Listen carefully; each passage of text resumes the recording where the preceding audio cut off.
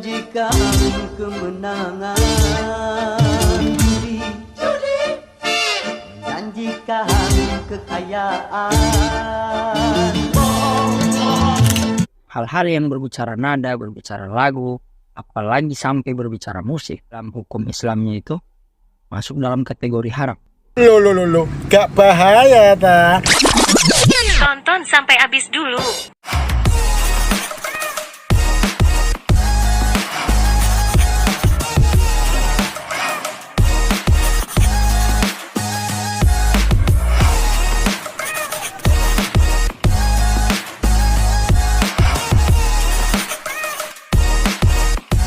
Oke teman-teman sekalian, Assalamualaikum warahmatullahi wabarakatuh.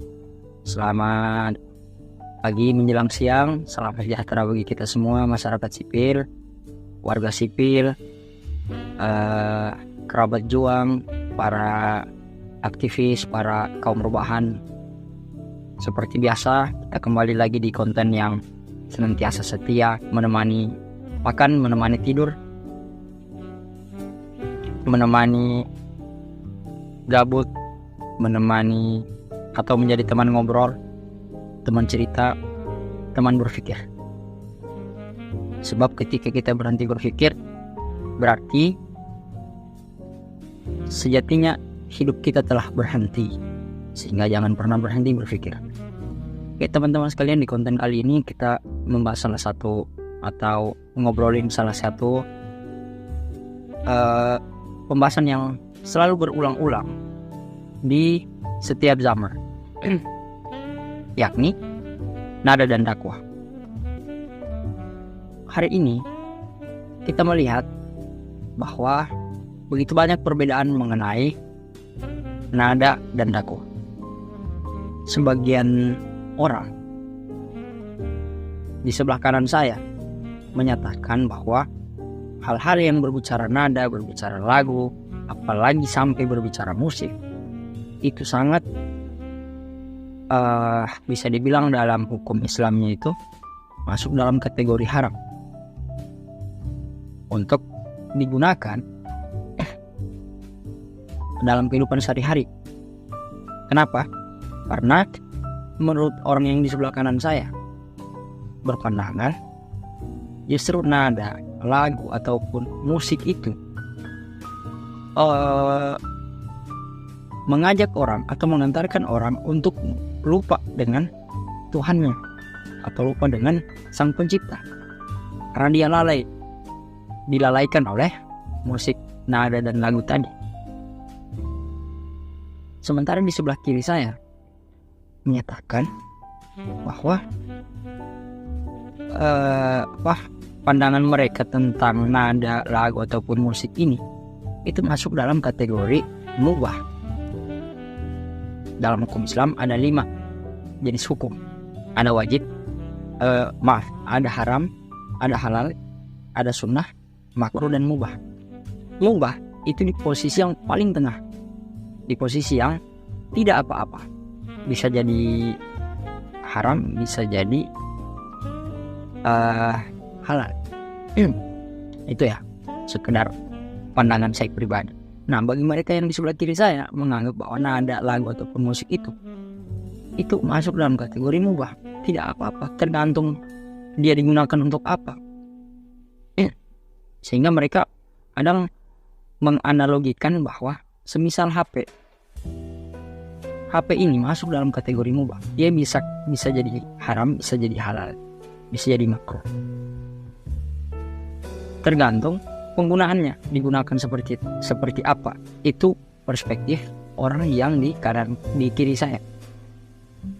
Pertanyaannya hari ini teman-teman sekalian, kalau kita sekarang di setiap zaman selalu membahas ini, yang justru ini adalah perbedaan tafsiran, perbedaan pandangan. Kita harus tahu dulu nada itu apa, lagu itu apa, musik itu apa. Coba tanya ke orang yang mengeluarkan statement halal atau haram itu. Coba tanya, lagu itu apa sih? Pengertian definisi dari lagu itu apa? Definisi dari musik itu apa? Definisi dari nada itu apa? Sampai hari ini saya rasa tidak ada kesatuan pengertian tentang itu.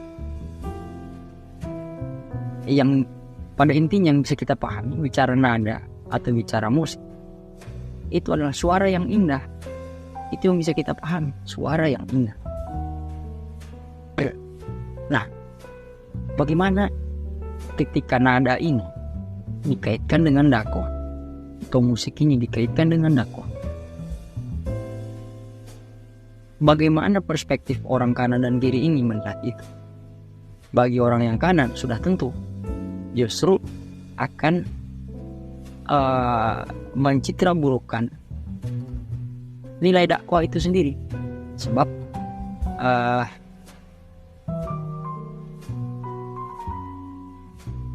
kita mengacu pada salah satu ayat dalam Al-Quran. Jangan kau campur adukan kebenaran dan kebatilan. Ya, kalau nggak salah. Jadi bicara nada yang mereka statement bahwa ini adalah sesuatu yang dilarang, itu tidak bisa dicampur dengan sesuatu yang bersifat amaliyah atau suci gitu. Bagi mereka yang sebelah kiri menyatakan bahwa lebih bagus lagi kalau dakwah itu digunakan dengan melibatkan unsur nada di situ. Sehingga salah satu lagu di Indonesia itu lagu dangdut ya, yang sangat terkenal dari seorang raja dangdut, Rhoma Irama. Itu judul lagunya nada dan dakwah. Jadi mereka berpandangan bahwa nada itu diperlukan dalam media dakwah.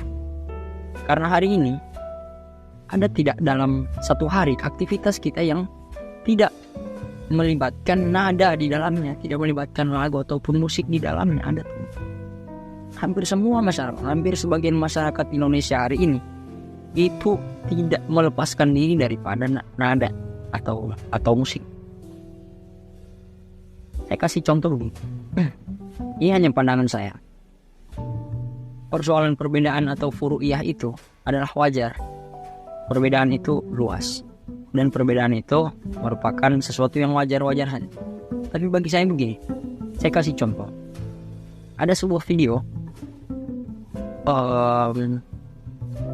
orang yang sedang mencari rezeki di ladang, seorang petani. Dia pakai cangkul, lari-lari sambil pegang cangkul di pinggiran sawah.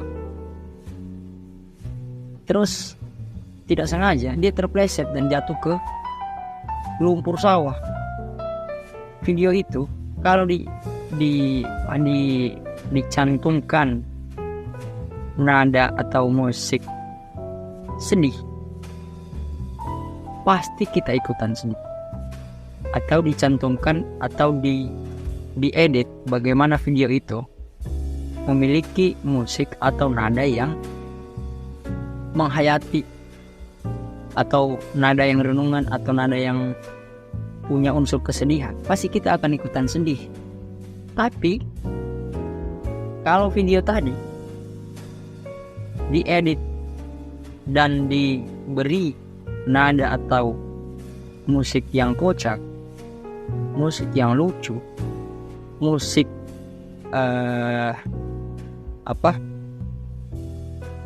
Dono Kasino Indro, Warkop DKI, itu pasti akan lucu dan kita akan ketawa dengan video itu. Jadi hari ini saya melihat bahwa dalam dakwah itu dibutuhkan euforia, dan salah satu faktor yang mendukung euforia itu adalah nada tadi. Tapi ada satu hal yang harus kita batasi dan harus kita pertegas. Jangan sampai nada, musik atau lagu itu mengandung unsur yang kemudian pertama itu justru menjauhkan kita dari keimanan kita. Kedua, nada itu, lagu atau musik itu memiliki arti yang tidak baik. Kan biasa kalau kita melihat hari ini banyak orang yang mendesain sebuah video atau dokumenter itu menggunakan musik-musik barat lah, bisa dibilang begitu. Tapi apakah kita tahu arti daripada lagu barat itu apa, menceritakan tentang apa? Itu yang harus kita selektif. Tidak boleh satset saja mencopot lagu kemudian dipasangkan dengan agenda dakwah atau aktivitas dakwah kita sehari-hari. Bagi saya pribadi, saya ada di posisi yang sepakat dengan orang yang menggunakan nada itu sebagai media dakwah, tapi bukan berarti menyalahkan orang yang tidak sepakat dengan saya. Itu hanya persoalan perbedaan metode saja. Cuman kita ingin melirik orang-orang yang jauh daripada dakwah itu sendiri. Dan salah satu metode dan media dakwah untuk mendekati orang-orang seperti ini adalah dengan nada. Sebab kalau kita tidak menyesuaikan dengan zaman, kita akan tertinggal, teman-teman. Dakwah itu bukan hanya jadi penceramah atau hanya khutbah di masjid, bukan. Dakwah itu luas. Makna dakwah itu mengajak. Dan justru kalau kita mau berdakwah ya harus paham objek dakwahnya kita siapa. Anak muda, preman, anak kecil, orang tua. Itu harus yang kita pahami. Kalau di lingkungan orang tua tidak mungkin kita menggunakan metode pakai nada digabung dengan dakwah. Tapi kalau dengan anak muda, dengan generasi milenial hari ini, mereka tidak melepaskan diri dari soal nada itu, lagu dan musik itu.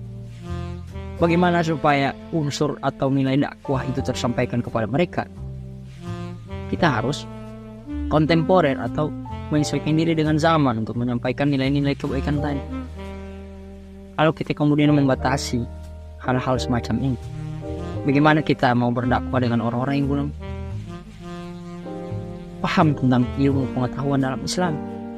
Mungkin dia beragama Islam, tapi dia tidak mengetahui apa itu Islam. Bahkan sekalipun dia Islam, bahkan dia takut dengan agamanya sendiri karena framing citra yang dibuat buruk oleh publik atau seperti apa. Lantas kalau kita membatasi hal semacam ini, kita akan, ruang dakwah kita akan lebih sempit. Padahal kita ingin ruang dakwah itu luas, tidak mempunyai batasan ruang. Tapi di semua ruang dakwah itu seharusnya ada. Dakwah Islam itu ada, Islam rahmatan lil alamin itu ada, rahmat bagi seluruh alam, semua tanpa terkecuali. Lantas kalau kita tidak memahami ini, kita akan mengalami kendala. Dampak kita justru semakin sempit. Ini hanya bentuk pandangan saja, bukan seperti yang di awal-awal bahwa konten ini tidak bersifat fanatik. Tapi saya ingin mengajak kita untuk berpikir sejenak, berpikir sejenak tentang metode. Kan salah satu guru saya menyatakan begini, metode lebih utama daripada materi. 1 jam kita bawa materi, 1 jam kita berdakwah, tapi tidak memiliki atau menguasai metode dalam dakwah itu sendiri, kita akan gagal dalam dakwah. Mungkin 1-2 orang, tapi kalau metodenya itu lebih banyak daripada nilai materi yang ingin disampaikan, nilai dakwah yang ingin disampaikan, justru itu yang lebih spesial. Kenapa? Karena metodenya banyak. Orang yang kita dakwahi itu tidak jenuh, tapi nilai dakwahnya sampai. Paling tidak dalam satu pertemuan, satu kesempatan berdakwah, ada satu nilai yang kita bisa share, baik itu menjaga lisan ataupun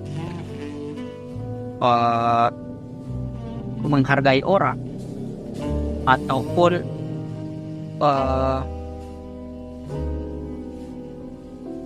menjaga satu sama lain dan lain sebagainya. Ataupun dalam hal motivasi belajar, dalam Islam sangat ditekankan ilmu pengetahuan. Paling tidak ada nilai dakwah yang kita bisa share. Jadi bagi saya hari ini, untuk memperluas jaringan dakwah, untuk memperluas jangkauan dakwah, dibutuhkan metode yang kontemporer, metode yang sesuai dengan zaman. Dan salah satu metodenya adalah melibatkan nada. Kalau kita melihat apa pesan-pesan yang ada di lirik-lirik lagu soneta itu, lagu Roma Irama itu, di situ semua isinya dakwah. Dia berbicara generasi, dia berbicara jangan melalaikan waktu, dia berbicara tentang kerusakan generasi, dia berbicara tentang perbaikan, tapi disambung dalam bentuk nada. Makanya ada trilogi kebijaksanaan dalam salah satu buku filsafat atau salah satu buku tentang metode dakwah, bahwa dalam berdakwah itu kita harus punya trilogi kebijaksanaan, bahwa kebenaran itu harus disampaikan dengan cara yang baik dan dibungkus dengan sesuatu yang indah. Ada salah satu imam besar mengatakan bahwa saya lupa Imam Syafi'i atau Imam Al-Ghazali, intinya antara dua itu pernah mengatakan terkadang kebenaran itu tidak diterima bukan karena nilai kebenaran itu yang salah, tapi orang yang menyampaikan itu seperti apa. Bukan nilai kebaikan itu yang tidak baik, tidak benar, tapi orang yang menyampaikan ini seperti apa. Nah, makanya ketika kita ingin berdakwah, kita harus tahu objeknya. Kita harus tahu siapa yang kita dakwahi, agar kita bisa menyesuaikan dengan kondisi itu. Melihat bagaimana Rasulullah SAW itu berdakwah. Kalau kita melihat dan membaca sirah nabawiyah, sejarah Nabi, dia bahkan bukan hanya kaum muslimin saja, bukan hanya umat Islam saja yang nyaman dengan dia. Kan orang yang bukan Islam nyaman dengan dia. Bahkan begitu banyak orang yang memilih masuk Islam karena kesempurnaan akhlak beliau. Beliau berdakwah dengan akhlak, sehingga sangat bukan hanya tentang berbicara nada dalam hal berdakwah, tapi berbicara akhlak, berbicara moral, berbicara cara kita menyampaikan. Jangan sampai apa yang ingin kita sampaikan justru merusak nilai dakwah itu sendiri. Jangan sampai kita ingin berdakwah tapi justru tidak rahmatan lil alamin. Jangan sampai kita berdakwah itu justru tidak membawa kesejukan, sehingga keindahan itu dibutuhkan, sebab Allah itu menyertai hal-hal yang indah. Nah, jadi seperti itu teman-teman sekalian. Kita harus sadar, yang harus kita garis bawahi adalah nada itu sangat dibutuhkan dalam media untuk berdakwah. Saya teringat dengan salah satu kisah yang ditulis oleh seorang filsuf Islam ternama, namanya Jalaluddin Rumi. Dalam salah satu kitabnya, dia menuliskan sebuah kisah ketika seorang wanita non-muslim yang sangat cantik itu jatuh cinta dengan lantunan azan atau suara azan yang begitu indah. Dia sangat jatuh cinta dengan suara itu, sampai dia hatinya terpancing untuk masuk Islam. Dan pasti orang tuanya akan merasa repot dan akan merasa risau dengan fenomena anaknya yang ingin masuk Islam karena mendengar lantunan azan yang begitu indah. Pada suatu waktu, muazin ini, tukang azan yang suaranya begitu indah ini, itu hijrah atau berpindah tempat tinggal. Kemudian digantikan oleh seorang muazin yang baru. Mohon maaf, muazin yang baru ini ternyata memiliki suara yang kurang bagus dalam melantunkan azan, memiliki nada yang kurang baik diterima oleh telinga orang yang ada di sekitar masjid, termasuk wanita non-muslim tadi. Akhirnya wanita non-muslim tadi yang sudah berniat ingin masuk Islam memutuskan untuk batal masuk Islam karena mendengar suara lantunan azan yang, mohon maaf, tidak nyaman didengar di telinga, tidak enak, tidak indah. Akhirnya dia memutuskan untuk batal masuk Islam, bahkan membenci suara lantunan azan itu. Bukan karena azannya, tapi nadanya yang kurang bagus. Akhirnya orang tua si wanita ini bertemu lah dengan muazin ini, dan dia bertemu sekaligus berterima kasih karena suara azan yang kurang bagus tadi membuat si anaknya batal masuk Islam. Apa hikmahnya? Ternyata kita menyampaikan kebenaran itu, kita menyampaikan kebaikan itu tidak cukup kalau tidak dibungkus dengan sesuatu yang indah, dengan nada yang indah. Justru bagi saya pribadi, nada, lagu yang sangat dilarang atau bahkan mungkin berada pada level haram itu justru lagu atau nada yang mengganggu orang lain, mengganggu hati orang lain, mengganggu tetangga, mengganggu orang-orang di sekitar, mengganggu kenyamanan orang lain, ketentraman orang lain. Kemarin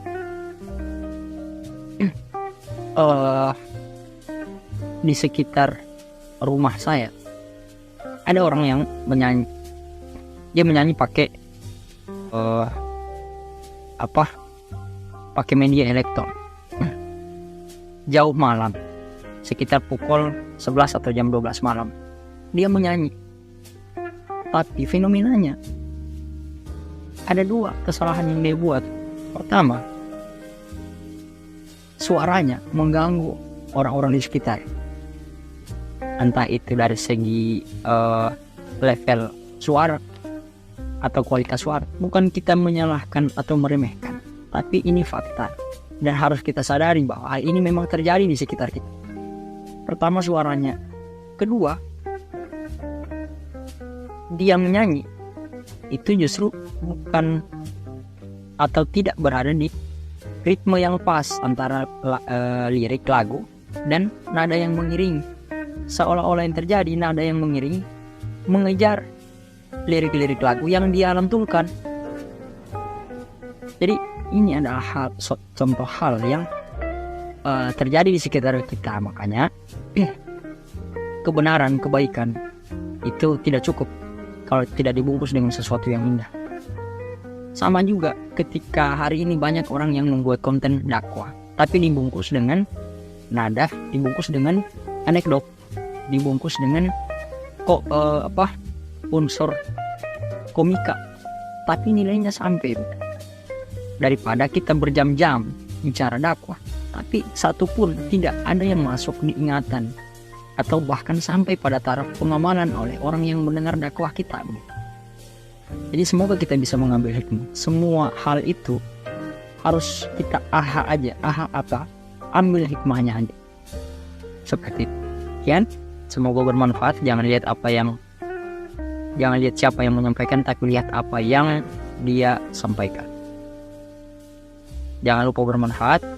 Semoga kita diberi petunjuk dan bimbingan ke jalan yang benar manakala kita menyimpang. Sampai bertemu di lain waktu. Assalamualaikum warahmatullahi wabarakatuh.